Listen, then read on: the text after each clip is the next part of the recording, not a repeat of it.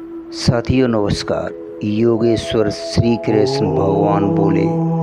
साथियों, भगवान के सगुण साकार स्वरूप के दर्शन का साधन आरंभ में किस प्रकार करना चाहिए और उस साधक की अंतिम स्थिति कैसी होती है। मित्रों, सबसे पहली बात है सगुण साकार स्वरूप में श्रद्धा होना।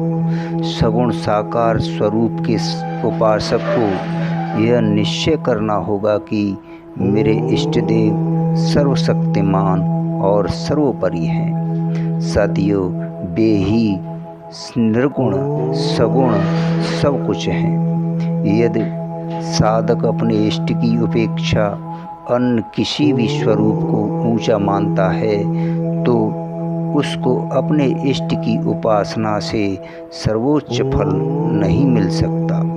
मित्रों, इसके बाद भगवान जिस स्वरूप में अपनी इष्ट बुद्धि दृढ़ हो उसकी किसी अपने मन के अनुकूल मूर्ति या चित्रपट को सम्मुख रखकर और उसमें प्रत्यक्ष और चेतन बुद्धि करके अत्यंत श्रद्धा और प्रेम के साथ उसकी विधिवत पूजा करनी चाहिए। मित्रों, स्तवन, प्रार्थना तथा ध्यान आदि के द्वारा उत्तरोत्तर प्रेम बढ़ाते रहना चाहिए। साथियों, पूजा के समय दृढ़ श्रद्धा के साथ साधक को ऐसी प्रतीत करनी चाहिए कि भगवान की मूर्ति जड़ मूर्ति नहीं है, वरम ये साक्षात चलते फिरते हंसते और खाते बोलते पीते चेतन भगवान हैं। यदि साधक की श्रद्धा सच्ची होगी तो उस विग्रह में ही उसके लिए भगवान का चेतन अर्चवावतार हो जाएगा और नाना प्रकार से अपनी भक्त वात्सल्यता का प्रत्यक्ष परिचय देकर साधक के जीवन को सफल और आनंदमय बना देगा। साथियों, इसके बाद भगवत कृपा से उसको अपने इष्ट के प्रति दर्शन भी हो सकते हैं। मित्रों, दर्शन के लिए कोई निश्चित समय की अवधि नहीं है। साधक की उत्कंठा और भगवत कृपा पर निर्भर करती है।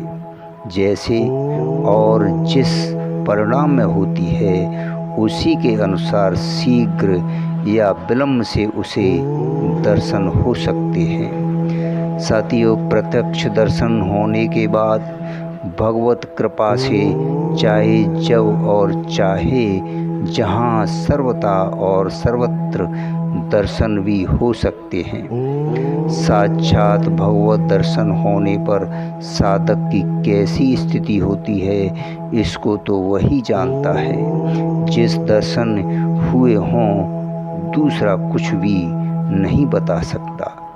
मित्रों, साकार भगवान के दर्शन सर्वत्र हों इसके लिए जो साधन किए जाते हैं उसकी एक प्रणाली यह भी है कि जिस स्वरूप में अपना इष्ट भाव हो उसके विग्रह की या चित्रपट की उपयुक्त प्रकार से पूजा करनी चाहिए। साथ ही एकांत में प्रतिदिन नियम पूर्वक उसके ध्यान का अभ्यास करके चित्त में उस स्वरूप की दृढ़ धारणा कर लेनी चाहिए। मित्रों, कुछ धारणा हो जाने पर एकांत स्थान में बैठकर और आंखें खुली रखकर आकाश में मानसिक मूर्ति की रचना करके उसे देखने का अभ्यास करना चाहिए। मित्रों, भगवत कृपा का आश्रय करके विश्वास, श्रद्धा और निश्चय के साथ बार बार ऐसा अभ्यास किया जाएगा तो कुछ ही समय के बाद आकाश में इष्ट के सर्वांगुण पूर्ण हंसती बोलती हुई सी मूर्ति दिखने लगेगी। मित्रों, यह अभ्यास सामान्य बात है।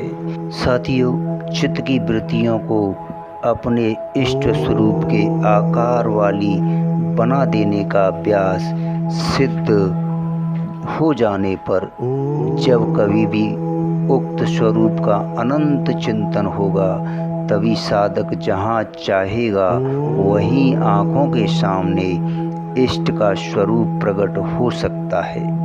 मित्रों, इस अभ्यास के दृढ़ हो जाने पर चलते फिरते वृक्ष, बेल, मनुष्य, पशु, पक्षी आदि जो भी पदार्थ दिखें, मन के द्वारा उनके स्वरूप को हटाकर उनकी जगह इष्ट मूर्ति की दृढ़ धारणा करनी चाहिए। ऐसा करते करते यहाँ तक हो सकता कि साधक प्रत्येक वस्तु में, उस वस्तु के स्थान में अपने इष्ट की मानसिक मूर्ति के दर्शन अनायास ही कर सकता है। मित्रों, इसके बाद भगवत कृपा से उसे भगवान के वास्तविक दर्शन हो सकते हैं और फिर वह प्रत्यक्ष और यथार्थ रूप में सर्वत्र भगवान को देख सकता है। धन्यवाद, शुक्रिया। आज की शुभ यात्रा में अगले श्लोक में मिलते हैं।